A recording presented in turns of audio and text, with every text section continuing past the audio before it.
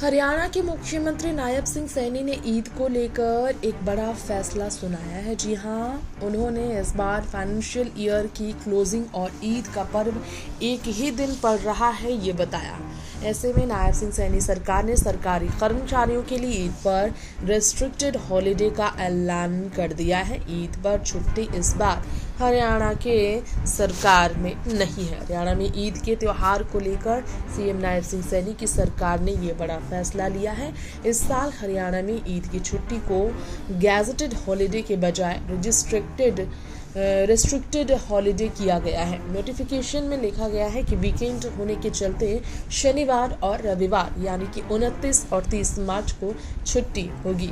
इसी बीच 31 मार्च को financial year का क्लोजिंग डे है, इसलिए सरकारी की ओर से यह फैसला लिया गया है। हरियाणा के चीफ सेक्रेटरी अनुराग प्रस्तोगी द्वारा ये नोटिफिकेशन वित्त वर्ष 2024 से 25 का हवाला देते हुए कहा गया कि इस साल ईद की छुट्टी विकल्प के तौर पर मिलेगी।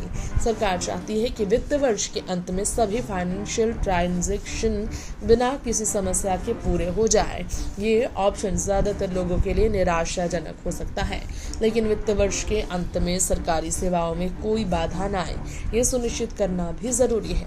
हरियाणा सरकार ने ये एक्शन इसलिए लिया ताकि नए वित्त वर्ष में सुचारू रूप से काम हो सके।